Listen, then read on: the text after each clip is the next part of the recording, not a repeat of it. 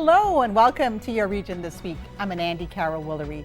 It's been an interesting week in the federal election, to say the least. We'll have all that for you in a bit, but first, the region of Waterloo is holding their annual Doors Open event, Saturday the 21st. We spoke with the region about the different facilities you can explore. So Doors Open is a one-day event in Waterloo region where people can get behind the scenes in places they wouldn't normally visit. They could be heritage buildings or other architecturally interesting buildings, or just places where something really cool is going on inside. It's this Saturday, September 21st. It's 10 to 5. Kitchener, Waterloo, Cambridge, and North Dumfries this year are taking part. The region's been holding Doors Open since 2003. It was one of the first in the province, and it happens actually in over 30 communities around Ontario. And it's just a chance to get out and explore your own backyard. Doors Open events in places like Hamilton, Toronto, Ottawa, very, very popular. Ours is also a really popular event. London. And it's just a chance for people to explore the buildings that they live and work in. You know, maybe you've gone past a place your whole life or week after week and wondering what goes on inside, and this is a chance to find out. There's 43 sites this year. Every year it's a little bit different. It depends on how many say yes to participating. Mostly their hours are 10 to 5, but some of them have different hours. So people need to check our listings to make sure they know that a place is going to be open when they go to it. But there's almost 20 sites in Kitchener. There's a good handful of sites in Waterloo, maybe 15 or so in Cambridge, and there are some out in North Dumfries Township this year as well.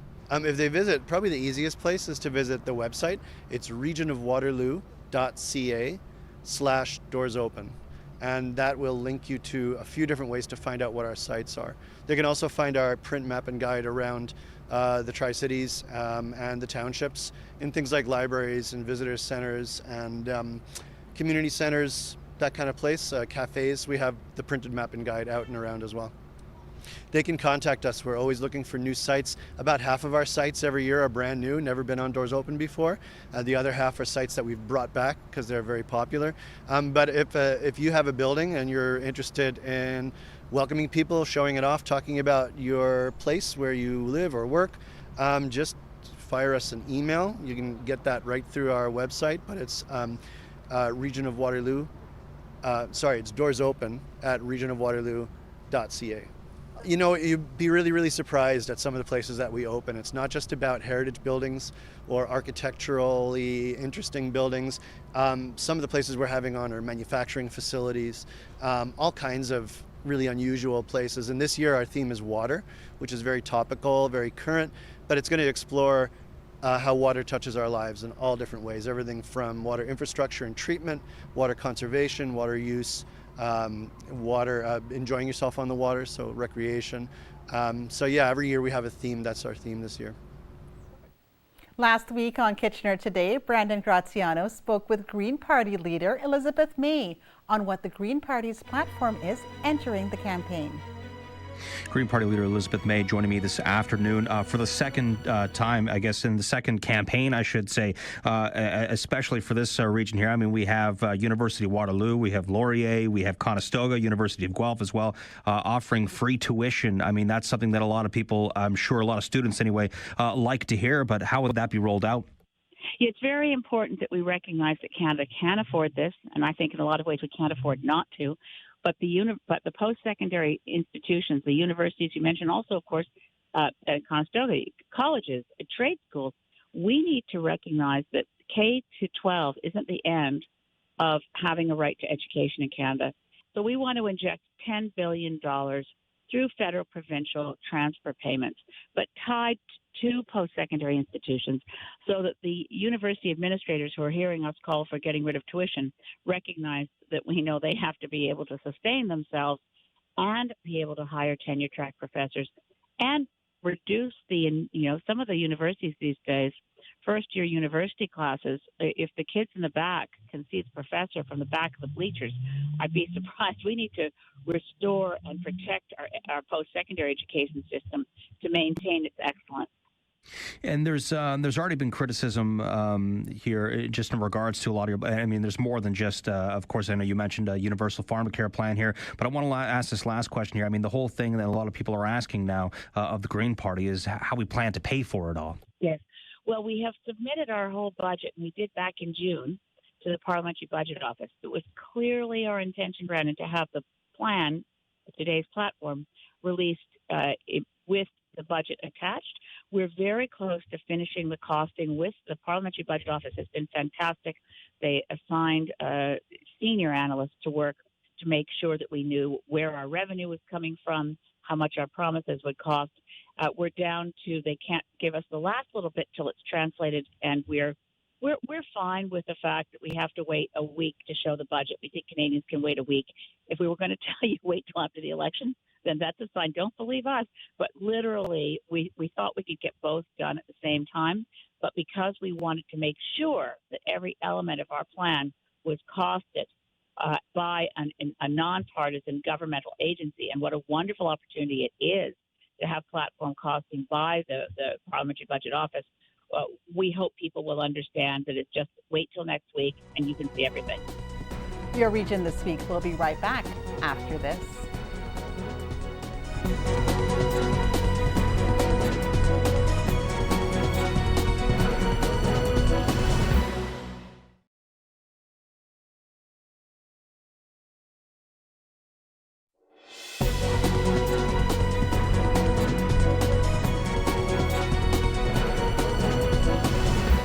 Welcome back. Last week, images and videos surfaced showing Liberal leader Justin Trudeau in black and brown face.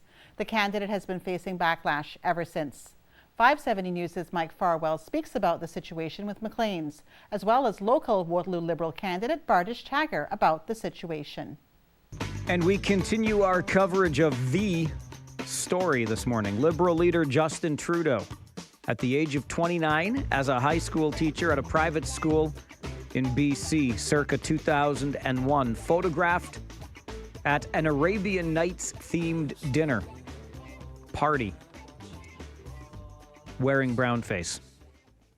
Andre Demise is a contributing editor with McLeans, joins us to talk about it. In this world we live in today, Andre, we can all react and respond instantaneously, and clearly social media has exploded with a variety of reactions to this photo. Our phones started ringing here at the radio station this morning before I even said good morning. People feel strongly about this and want to react. Where would you like to see the conversation today centered? What should we be focused on here? I think what we should be focused on is less on, I just don't want to hear anybody talk about whether it was racist, because we know it was. I don't want to see the conversation on that. What I want to see the conversation focused on is why does this keep happening, and how can we move past this? How can we form a society that doesn't accept this anymore? How do we? Because this stuff comes out in photos and videos among people who it's almost like a quiet little pact. So okay, we got a little joke out of this, and now let's never speak of it again. Let's not show it. But it's how do you penetrate those social circles to make them understand it's not okay? The reason that it keeps happening is because it's okay within groups of people that seem to find it funny. They would never say this in mixed company, and I think shame is a powerful tool. I think until people can be ashamed at this kind of behavior. I mean, genuinely ashamed, not, politically ashamed, i.e. I'm very sorry about this and I did this and I'm upset at myself for doing it. I don't know that that's actual genuine shame. It's contrition. It's an apology. I don't know if it's shame. When people can really understand that this is an act that dehumanizes, even if there's no black or brown people around to see it, what you're engaging in is a form of dehumanization. And until you actually feel shame about that, I don't think this is going to stop. So I think that's where the conversation needs to go. This man has been our prime minister the last 4 years. He may be our prime minister again as of October the 22nd. What does that say about leadership in Canada to you? I don't know that it says so much about leadership as what it says about what people find acceptable in Canada. I jokingly said last night that I'm, very much looking forward to liberal scolds saying that we should, stop paying attention to this distraction. Otherwise, do you want a conservative prime minister again? And that's sort of like the calculus that it's going to come down to for at least a few people is, the prospect of having a conservative prime minister is actually worse than the prospect of having a prime minister who, and I don't want to say in his younger years because he was a full-grown adult when this happened, but, having a prime minister who, a decade or so ago or possibly 2 decades ago found this kind of mockery acceptable. And that's something that we should probably talk about. Where are your priorities? Is it, is this political football to you, or do you actually have enough compassion for your fellow human being that humanizing them is not something that we're going to accept in this country, right? Andre, it's great to get your perspective on this. Thanks so much for joining the show this morning. Yeah, thanks for the chat. Appreciate it. Andre Demise is a contributing editor at McLeans. He has not only written on such issues extensively, he has studied them extensively. And a really interesting take from somebody who is much closer to the issue than I. I certainly subscribe to what Andre said towards the end of that conversation about this being a fully grown adult. 29 years old was Justin Trudeau when he made this incredulous decision. And I think it speaks volumes. As much as I am a believer that people can and do change, to be capable of a decision like that at the age of 29 is, quite frankly, stunning to me for somebody in Justin Trudeau's position, even though at the time he had not yet been elected to office. The family name follows him. He's a teacher, for crying out loud. I could go on and on. Liberal candidate for Waterloo seeking re-election under that Liberal banner is Bardish Chagger. She joins us for a chat. Good morning, Bardish. Good morning. What's your reaction to the photo of your party's leader? So I'll say that I was watching his words last night, and they were genuine. You can tell that he's mad at himself for making that decision. He recognizes that it's racist, it's wrong, it's hurtful to people. And his apology to me was very sincere, and I accept it. Does this make you question at all, Bardish, who Justin Trudeau is, the person that you've come to know over these years? No, not at all. Justin Trudeau is a strong leader who I can stand by his vision for the country. I'll tell you, we're doing well. We're making strategic investments. We're making sure the people who need the most help, the hand up, are the ones getting it. Bardish, I thank you very much. A mistake, yeah. Thank you for joining us this morning. Thank you, Mike, for all you do. Thank you to all listeners, and I hope to be in touch with everybody. Bardish Chagger, the candidate under the Liberal banner for Waterloo. We don't have much time, but we do have enough time for you to have the last word on this today. Your Region This Week will continue with callers' reactions right after this.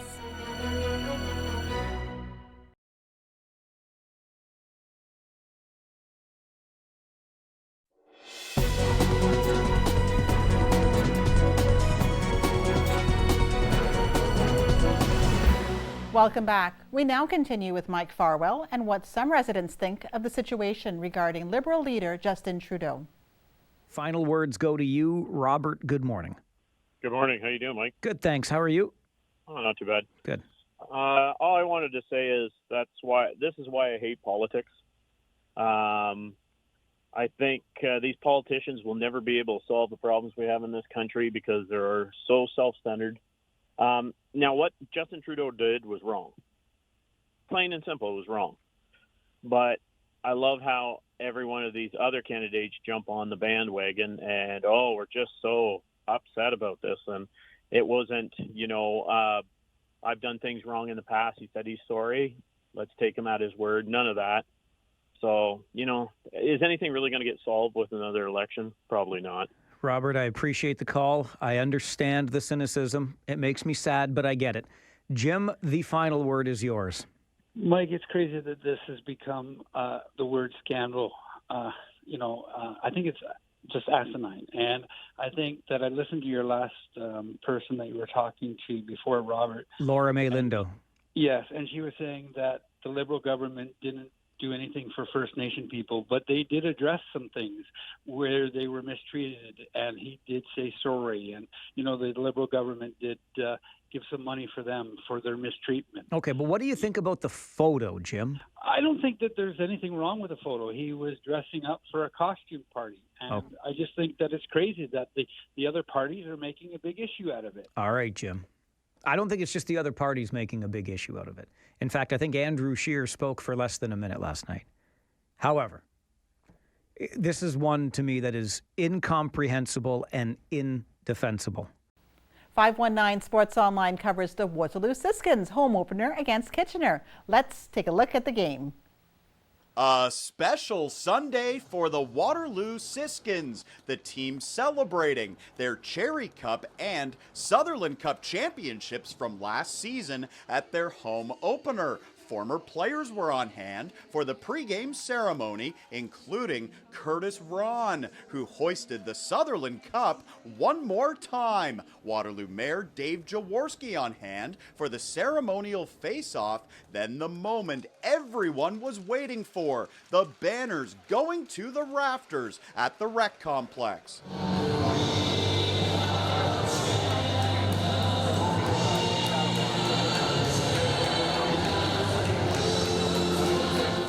The Siskins facing the Kitchener Dutchmen, both teams looking for their first victory of the season. And the first good chance goes to the Dutchies. Sean Kowalik blocks the shot. He's got a break, but he fires wide on the backhand. The game is still scoreless. Still in the first, Jeb Paulson is at the far point. He fires Braden Bowman with the redirect in front. The Guelph Storm prospect with his first career goal in the GOJHL. He makes it 1-0 Dutchman after 1 second period. Kitchener with a terrific passing play. Sean Kowalik finishes it off in front, but hang on, the goal is waved off. Kyle Kennery is called for goaltender interference. He heads off to the penalty box, still 1-0 Dutchies. Later, it's an odd man rush. Cole Scott coming in over to Braden Bowman, and the Victus Academy student with his second goal of the game. What a day for Bowman. 2-0 Kitchener as we move to the third. Nathan Smilsky behind the net to Sean Kowalik, and the captain extends the lead. Kowalik's fifth goal of the year is a power play marker. 3-0 Dutchies. Meanwhile, Lucas Patton was solid between the pipes. He stones Henry Turner on this play. Patton with 19 stops to record the shutout, and the Dutchies break into the win column as they defeat the Siskins. 3-0 is the final. After the game, Braden Bowman talking about his first career Junior B goal. A sense of relief, obviously. I mean, it's good to get the first one out of the way, but hopefully just there's more to come, and I'm so excited for the season to get going and so excited for the year. The guys are unreal. I love all of them. They're all funny. They all bring something different to the table in the dressing room, and when it's time to get serious, we're all serious, wanting to win, and just I'm so excited for the year, and hopefully I can bring hard work, good vision, and just hockey IQ. Played really good. We know he's a great player, and I'm sure he'll prove to the league and to himself how good he is, and it's always nice to get your first one out of the way nice and early, and it's good for him and good to see that happen. It's an honor, obviously, with the captains that the Dutchies have had in the past, and I'm honored to wear it, and I'm not the most vocal guy, but I'm gonna bring my hard work and my work ethic and just show the boys how to work hard and just play my game. We're gonna be good. The boys we're quick this year, so we're going to use our speed to our advantage and just move the puck. So, we're just going to try to shoot a lot and just go to the net, and hopefully we succeed this year. Your Region This Week. We'll be right back after this.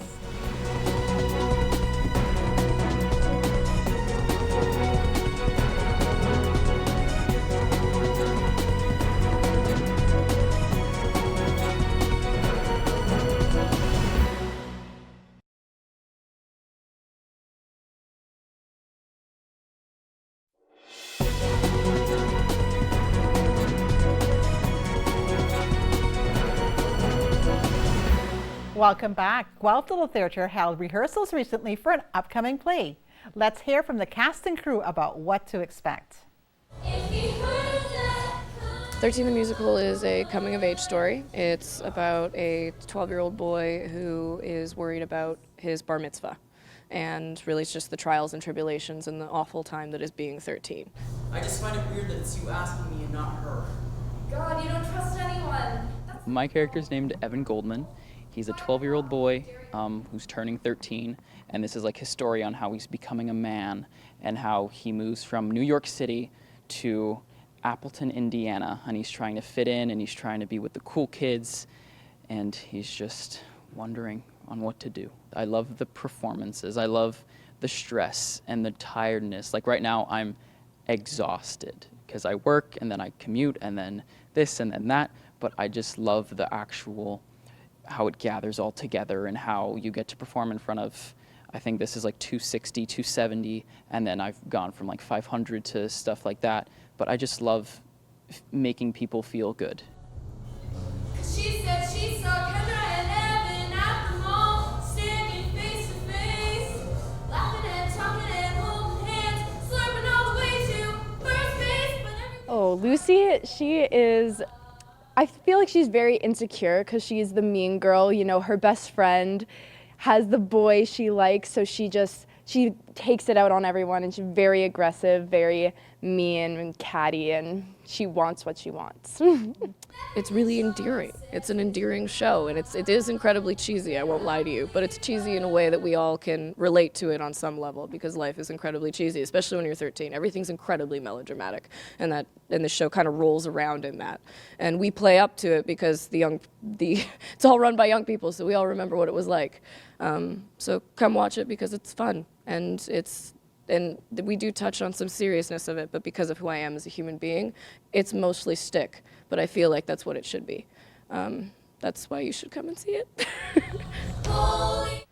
Every week, Your Region This Week will have OHL highlights of your region's teams. Let's take a look at the Rangers and Storm schedule this week. Kitchener and Guelph both hold their home openers on Friday, September 20th. Kitchener then hits the road up to North Bay, where they'll face the Battalion. Rogers TV will have all the action live right here on Channel 20. And don't forget, every week until the federal election, Your Region This Week will be sharing the names of the candidates in your local riding. This week, we're focusing on the riding of Kitchener South-Hespeler. The riding is currently held by Liberal MP Marwan Tabara, who will be seeking re-election. The candidates looking to take over the seat are Alan Kiso of the Conservative Party, Wasai Rahimi of the New Democratic Party, David Weber of the Green Party, Joseph A. Todd of the People's Party, and Elaine Betts of the Marxist-Leninist Party. On October 21st, voters in the Kitchener South-Hespeler riding will have the chance to elect the candidate they favor the most. That's it for another episode of Your Region This Week. For more information on the show, or if you have a story idea, visit our website, rogerstv.com, and fill out the proposal form at the bottom. Thanks for watching, and we'll see you next week.